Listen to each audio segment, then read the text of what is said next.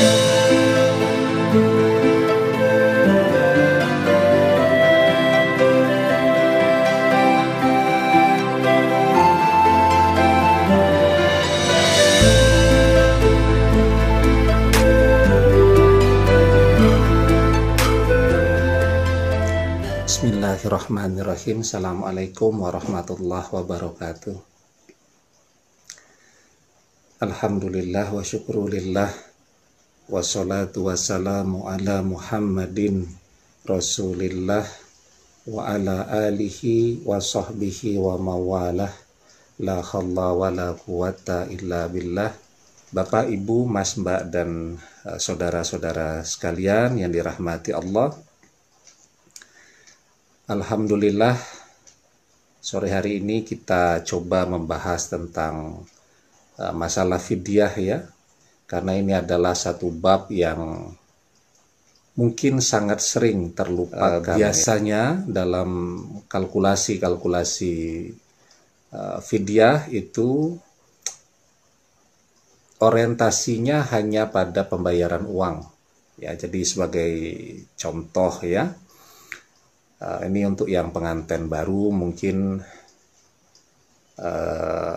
4 bulan atau 3 bulan sebelum Ramadan pengantin baru menikah begitu, hamil pada saat bulan suci Ramadan, artinya hamilnya masih hamil muda ya.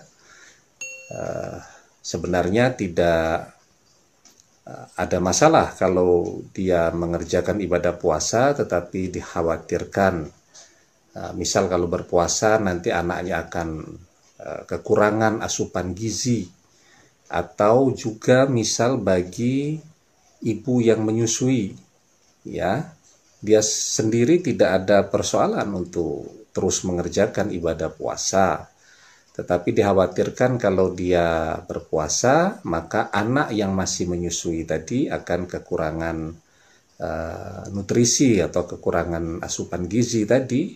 Nah, maka yang demikian itu umumnya di kita perlakuannya hanya membayar fidyah saja ya. Jadi 1 bulan meninggalkan puasa kemudian membayarkan fidyah saja. Padahal yang demikian, jadi membayarkan fidyah tanpa memiliki kewajiban untuk mengqadha hutang puasa, itu hanya berlaku kepada satu orang tua yang dikhawatirkan kalau dia terus berpuasa maka itu akan mengganggu kesehatannya, atau memang sudah tidak kuat betul untuk berpuasa karena saking sepuhnya. Satu itu. Kemudian yang kedua, orang yang sakit, yang sakitnya itu tidak memungkinkan dia secara sains untuk sembuh lagi atau untuk membadal puasanya di kemudian hari. Nah, maka yang demikian memang hanya diwajibkan untuk menunaikan atau membayarkan fidyah saja. Tetapi bagi case yang seperti tadi, misal ibu hamil, tidak ada masalah juga untuk berpuasa, atau ibu menyusui yang juga tidak ada persoalan untuk berpuasa, maka status dari fidyah tadi menjadi denda. Sementara perlakuan bagi yang bersangkutan, maka yang bersangkutan tetap diwajibkan mengganti atau mengqadha ya hutang puasa sejumlah hari yang dia tinggalkan tadi ya. Nah, jadi ayat wa 'alal ladzina yutiqunahu fidyatun ta'amun miskin itu berlaku bagi tadi 2 klasifikasi. Satu, orang yang sudah sangat tua yang tidak memungkinkan lagi untuk mengerjakan ibadah puasa. Kemudian yang kedua adalah orang yang sedang sakit, yang sakitnya itu tidak memungkinkan lagi secara sains untuk sembuh, sehingga yang bersangkutan membayarkan fidyah ya. Nah, kemudian yang kedua, bagaimana afdalnya pembayaran fidyah tadi? Apakah dikumpulkan di akhir dijadikan 1 bulan, atau dibayarkan harian, atau ya dibayarkan per 3 hari, per 5 hari, per minggu, dan seterusnya tadi. Jadi semuanya boleh ya, selama itu sudah berlangsung pada range bulan Ramadan. Jadi misal hari awal-awal Ramadan begini pun orang mau membayarkan zakat fitrah, ya karena ini lagi kondisinya, situasinya begini ya. Misal nanti mau membayarkan zakat fitrah melalui masjid, nanti ndak kuyuk-kuyuk dan seterusnya. Misal metodologi yang paling mudah kan kalau kita misal belanja ya ke toko-toko sembako atau ke minimarket, itu di depan itu kan ada kotak-kotak ya yang disediakan oleh LAS, Lembaga Amil Zakat itu paling mudah itu. Jadi dihitung saja harga berasnya berapa, dimasukkan saja ke dalam celengan itu, yang penting kan niatnya ini untuk zakat fitrah saya dan keluarga.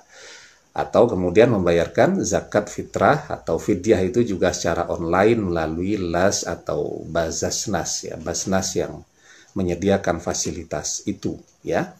Nah, kemudian pertanyaan yang ketiga ya, kalau di mazhab Syafi'i memang pembayaran fidyah dan zakat fitrah itu wajib dilakukan atau ditunaikan dengan bahan pangan atau bahan makanan biji-bijian yang mengenyangkan. Jadi sesuai dengan kultur masyarakat itu. Jadi kalau di Arab sana membayar zakat dengan kurma ya biasa, karena kurma itu bagian dari makanan pokok mereka ya.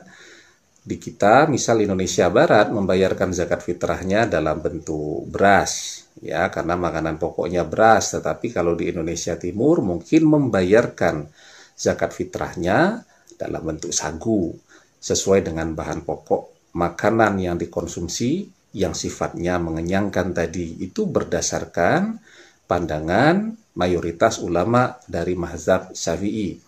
Tapi mazhab-mazhab yang lain seperti mazhab Imam Abu Hanifah memperbolehkan pembayaran zakat fitrah, pembayaran fidyah itu digantikan dengan uang tunai, dengan pertimbangan sejauh penggunaan uang tunai itu jauh lebih mendatangkan kemaslahatan bagi si mustahik tadi ya.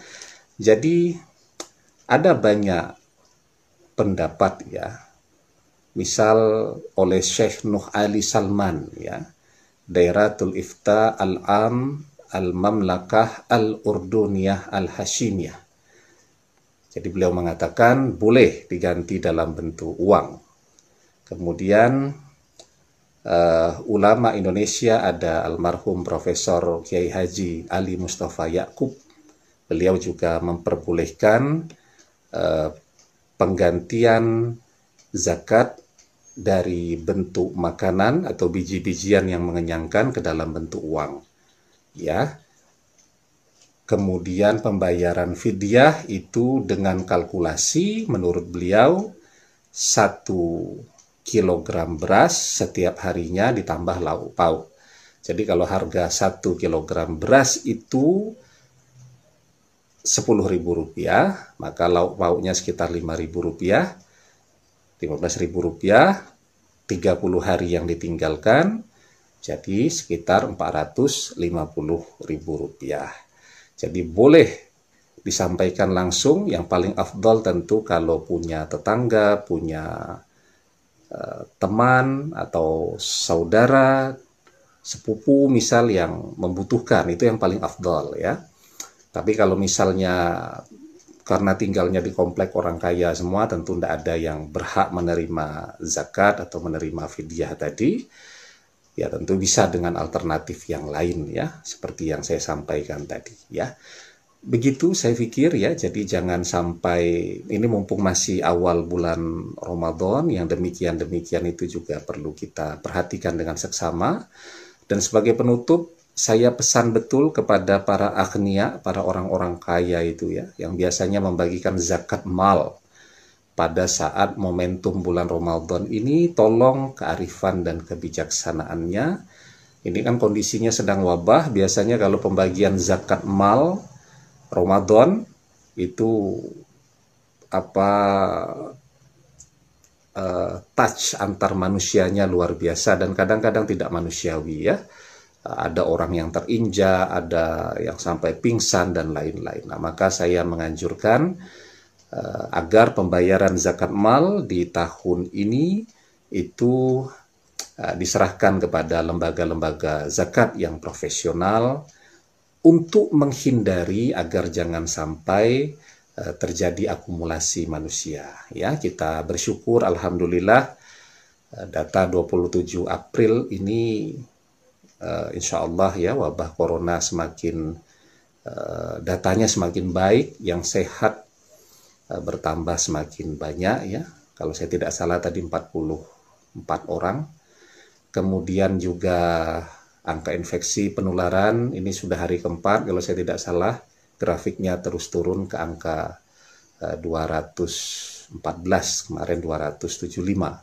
Ya, jadi kita berdoa terus semoga mata rantai penularan ini semakin turun ya. Akhir Ramadan bisa selesai dan bulan Juni atau bulan Juli kita bisa beraktivitas, bekerja, berdakwah, beribadah seperti masa-masa sebelumnya. Dan saya juga selalu titip doa ketika berbuka puasa, jangan lupa berdoa dan minta kepada Allah Subhanahu wa Ta'ala agar wabah corona ini segera reda. Minta kepada Allah diberikan umur yang panjang agar bisa bertemu kembali dengan Ramadan di tahun yang akan datang dan tahun-tahun selanjutnya dengan kondisi yang sudah normal kembali. Semoga bermanfaat. Amin ya Rabbal Alamin. Terima kasih atas atensinya. Assalamualaikum warahmatullahi wabarakatuh.